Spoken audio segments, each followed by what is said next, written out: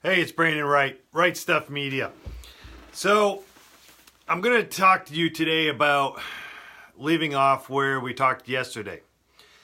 Yesterday, I talked about meeting the seller of the company, and this is all built around I'm going through the process of buying a company. And buying a company, this is complicated. There's no checklist of what to do, when to do it, and really any guides that goes through that. And so a lot of what I'm doing is I'm looking at when I sold my business, what was the process that I went through as a seller, and I look at the process of what the buyer went through when he was looking at my company.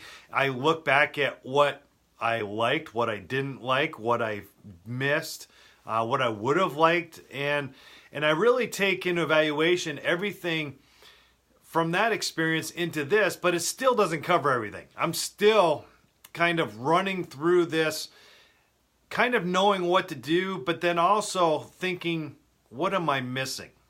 Because buying a business is a huge investment. And when you're buying a business, we're going to talk about this later on, but when you're buying a business, you're putting down your own money. You're then asking a bank to lend you money on the remaining balance, and then the bank wants collateral. So when you're buying a business, you're putting everything on the line, and they want collateral. So, buying a business isn't like going out and getting a loan and just saying, hey, I want to buy this, give me some money. It's not that easy.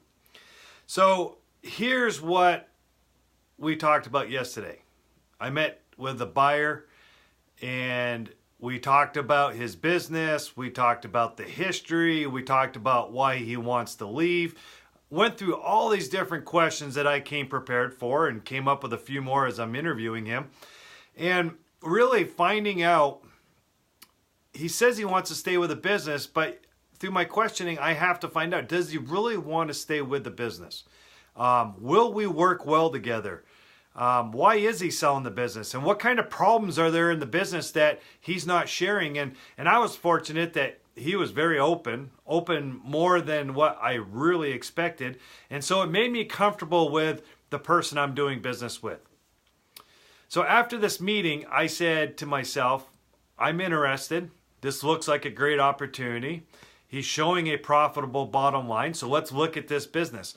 And so after I left there, this is what I call the due diligence. And I think this is a common term that people use, it's a research the business of finding out when you're going to write a letter of intent. They call that an LOI. The letter of intent says, I want to buy the business and here are some of my terms.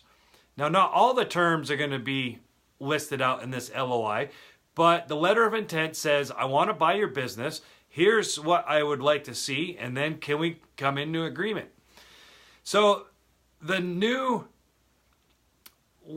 letter of intent needs to state exactly what I'm thinking, right? How much am I going to put down? How much do I want the seller to carry? And then how much am I going to have to finance? And then any other types of terms. So during this due diligence phase, what I look at what months or what years were profitable. In this particular company, he grew for 3 straight years, and then this year his revenue went down. So the question is why? And then we all know that 2008 to 2012, for me, that's when my business declined. So if you look at me on paper, I wasn't very attractive. So I want to know the history, because I think a lot of businesses are rebounding. So where does that play into this service type business? And so when we look at that, we say, all right, what are the financials? Where's the balance sheet? What are the tax returns? Because this is where I relied upon a CPA, and you got to have a CPA that can match the financials to the tax returns, because someone can alter the income statements, right? They can change the profit and loss. They can change the balance statement. And a balance sheet doesn't always disclose the realistic value of the company, right? The assets, the liabilities. There could be a lot of income in there that really isn't anything that is pertinent to you buying the business. And so as I have my CPA go through that, he gives me what I think is a realistic price. Now, he's asking this amount of money, but my CPA says, this is what I think it's worth. Now, you can go to different CPAs and you're going to get a different valuation, right? The seller's going to, CPA is going to say it's worth one thing. The buyer's CPA is going to say it's another. You could ask the same CPA on the same deal and you're going to get two different versions of what they think the business is worth. So you have to think about, what is it worth to you? So I went through all the financials. I went through the balance sheets. I started looking at what are the obstacles that I'm going to occur. I mean, what am I going to have to face? In this particular business, I found out that I'm buying it January 2nd. January and February are the lowest revenue of the month or of the year. And those 2 months right there are going to be difficult for me when I come in and buy the business. At least I'm projecting that. But I know in March, that's when the revenue starts to climb. So I know the seasonality of the business when the revenue goes up and the revenue goes down. Because I'll purchase the business for this amount, but then I got to have working capital.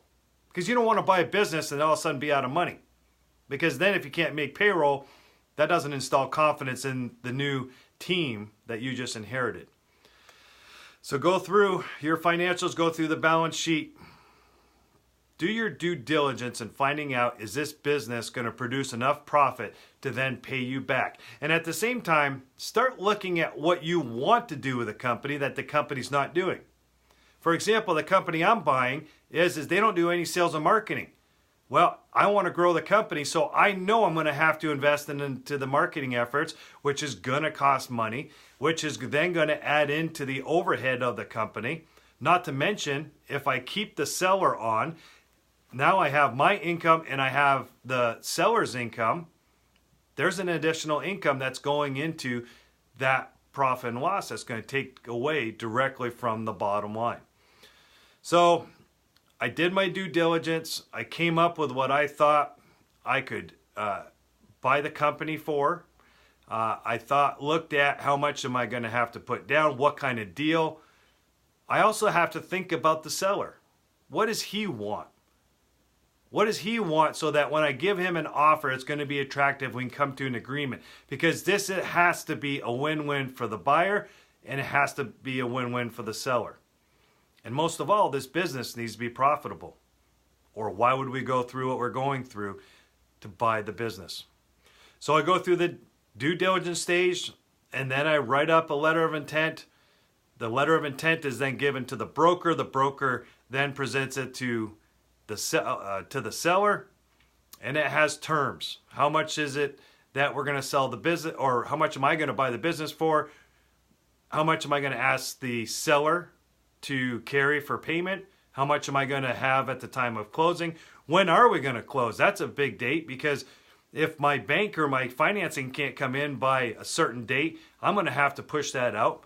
At the same time, the seller needs to look at how much income is he going to collect this year, which is then means the tax rate is going to be a lot higher. That happened to me. It cost me $50,000 more because I sold my company in December when I wanted to sell it in January, but we couldn't come to terms on that. So that was a $50,000 cost to me that I wish I would have back. But then you want to put in the asset list, right? Making sure that all the assets are included in that, because that valuation is going to go to the bank and they're going to disclose what they're going to lend based upon the assets. And those assets, a percentage of them, that's going to be collateral. That means that the more the business provides in assets, the less I'm going to have to use my house, my vehicles, all the assets that I have as collateral for the bank. And so as you start going through this process, you just have to think of everything. And think about, what is the business not doing that you want to do? Because those are going to be additional costs. So this time was exciting for me. Here I'm going to share my emotional side, is that this was exciting. It was like going into a negotiation process. It's exciting to think about what the business could do and what I could do with it. Am I going to enjoy this? What type of people? How many people are they employing? Is that going to be enough to make it through the slow months? Or how many am I going to have to add? What kind of culture is it? Is everybody going to leave after I buy it? Then I have to rebuild. I mean, there's a lot of stuff going on, and this is, I guess, for us entrepreneurs, this is fun. But at the same time, it's a little bit scary. So I think this due diligence needs to make sure that, number one, it's a great financial decision. Number two, you have a CPA, someone who knows numbers better than you, to give you your guidance. And then once we come to a letter of intent, which we both signed, now I'm going to share with you tomorrow what that next step is. So as I share my journey, I hope you're enjoying it. Maybe it'll excite you to look at the opportunity for you to buy a business. When I sold my business, the owner put 10% down, and I'm like, holy smokes, why didn't I just buy a business in the beginning instead of starting up a business and going through what I went through? And it's a great opportunity. So as long as you can get financing. And if you haven't been out to Right Stuff Media and you're struggling in your business, I have a 7 thought-provoking questionnaire for you to go through and download.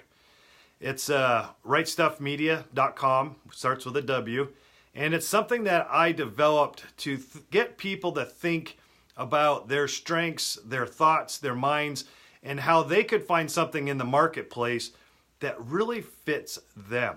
And I've taken this through with individuals. I took it through a group 3 weeks ago for a real estate team. It was awesome. People's eyes opened up. So I offer that to you for free as a download, rightstuffmedia.com. Hey, thanks for watching. And Jesse, Dustin, thanks for watching the video. We'll catch up to you another time.